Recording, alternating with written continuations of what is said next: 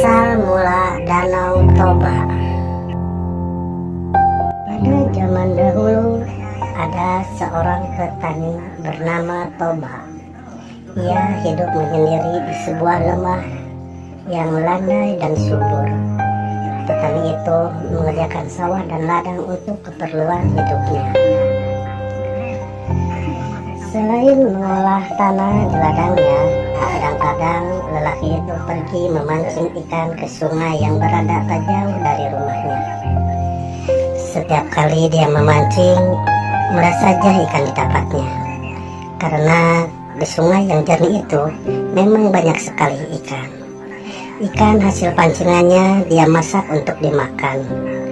Pada suatu sore, setelah pulang dari ladang, lelaki itu langsung pergi ke sungai untuk memancing.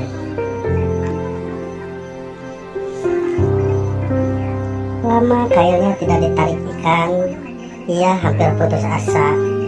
Tapi akhirnya ada seekor ikan terkena pancingnya. Ditariknya perlahan-lahan. Ketika pancing itu diselontakkannya, tampaklah seekor ikan besar tergantung dan menggelepar-gelepar di ujung tali pancingnya. Wah, benarkah penglihatanku? Serunya hampir tak percaya. Dengan cepat ikan itu ditariknya ke darat supaya tidak lepas. Sambil tersenyum gembira, mata pancingnya dia lepas dari mulut ikan itu.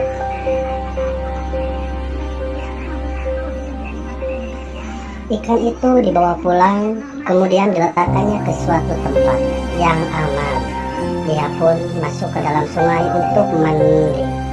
Rezeki besar, baru kali ini seumur hidupku dapat ikan sebesar ini, umamnya dengan wajah berseri. Perasaannya gembira sekali, karena belum pernah dia mendapatkan ikan sebesar itu. Dia tersenyum sambil membayangkan betapa enaknya nanti daging ikan itu kalau sudah dipanggang. Ditinggalkan ikan itu di dapur, lalu mencari kayu bakar untuk memasak. Ketika lelaki itu kembali ke dapur dengan membawa kayu bakar, dia terkejut sekali karena ikan besar itu sudah tidak ada lagi. Tetapi di tempat ikan itu tadi diletakkan, tampak terhampar beberapa keping uang emas. "Uang siapa ini?" tanya Pak Toba heran. Ia terkejut heran mengalami keadaan yang aneh itu. Sambil membawa keping uang emas, dia meninggalkan dapur dan masuk ke kamar. Ketika lelaki itu membuka pintu kamar, tiba-tiba darahnya tersirat karena di dalam kamar itu berdiri seorang perempuan cantik dengan rambut yang panjang terurai. Perempuan itu sedang menyisir rambutnya sambil berdiri menghadap cermin yang tergantung pada dinding kamar. Sesaat ketemu dia, perempuan itu membalikkan badannya dan menatap lelaki itu yang tegak kebingungan di depan pintu kamar. Kau ini siapa?" tanya lelaki itu dengan gemetar. "Apakah kau benar-benar ingin tahu siapa aku?" tanya perempuan itu. "Iya. Sejak kapan kau berada di dalam kamarku?" "Baru saja." "Kau yang tadi telah membawa dariku sungai." "Hah? Dari sungai? Memangnya kau ini?"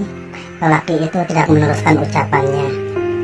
"Ya, aku adalah jelmaan ikan yang kau tangkap di sungai," kata perempuan itu. Lelaki itu terpesona dan jatuh cinta. Akhirnya mereka berdua sepakat untuk berumah tangga. Bertahun-tahun menjadi suami istri, mereka belum dikaruniai seorang anak. Menginjak tahun ke-7, barulah wanita itu melahirkan anak. Mereka senang bukan main atas kelahiran putra yang lama ditunggu. Anak itu diberi nama Samosir.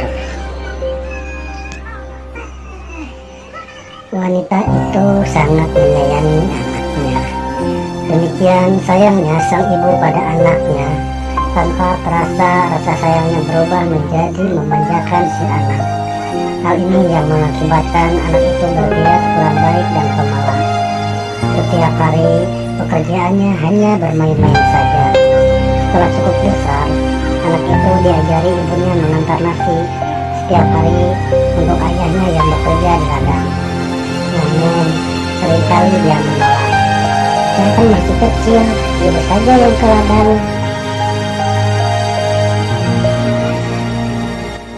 Pada suatu hari, anak itu disuruh ibunya lagi mengantarkan nasi ke ladang untuk ayahnya.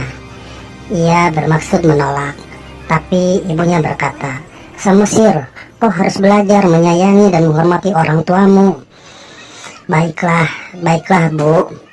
Hari itu Samosir belajar mengantar nasi dan lauk ke ladang. Besoknya, dengan rasa enggan tetap dilakukan pada hari ketiga, ia buka bungkusan nasi dan lauk di tengah perjalanannya. Dimakannya nasi dan lauk itu hingga bagian untuk ayahnya tinggal sedikit saja. Setibanya di ladang, dengan gemetar ia menyerahkan sisa nasi itu kepada ayahnya. "Ayah, ini kiriman untuk ayah." "Terima kasih Samosir, sini ayah sudah sangat lapar nih. Sedari pagi belum sarapan," sahut ayahnya sambil menerima bungkusan. Tapi betapa marahnya Pak Toba melihat nasi itu tinggal sedikit, lauknya sudah habis. Walau demikian ia tetap memaafkan anaknya. Justru Samosir yang mengadu kepada ibunya bahwa ayahnya memarahinya habis-habisan. 3 hari kemudian Samosir disuruh mengantar makanan lagi. Dalam perjalanan, persis di bawah pohon rindang yang dulu ia makan nasi dan lauk untuk ayahnya. Ayahnya yang bekerja keras dibiarkan kelaparan menunggu. Maka ketika anak itu datang, Pak Toba tak bisa menahan diri, mengambil anak itu dan dipukul. Anak tidak tahu diri, dasar anak ikan, lupa Pak Toba pada sumpahnya sendiri. Anak itu berontak. Setelah lepas dari cekalan ayahnya, ia berlari pulang ke rumahnya sambil menangis. Anak itu mengadukan bahwa dia dipukuli ayahnya dan disebut anak ikan. Wanita itu kaget setengah mati. Ia lalu menyuruh anaknya berlari ke atas bukit tanpa bertanya lagi. Si anak segera melakukan perintah ibunya itu. Dia berlari-lari menuju ke bukit tersebut dan mendakinya. Ketika tampak oleh si ibu, anaknya sudah hampir sampai ke puncak bukit, yang dia pun berlari menuju sungai yang tidak begitu jauh letaknya dari rumah mereka itu. Di tepi sungai ia berhenti sejenak. "Hai suamiku, karena kau telah melanggar sumpahmu, maka aku akan kembali kepada asal mulaku." Demikian kata wanita itu dengan meraih air mata.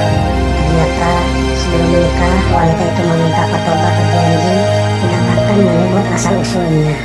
Tapi kini sumpah itu telah dilanggar suaminya. Sesaat kemudian dia melompat ke dalam sungai dan tiba-tiba berubah menjadi seekor ikan besar. Pada saat yang sama, sungai itu pun banjir besar dan turun pula hujan yang sangat lebat. Tidak berapa lama kemudian air sungai itu sudah meluap kemana-mana dan terhamparlah danau yang di tengahnya ada pulau kecil. Itulah Danau Toba dan Pulau Samosir.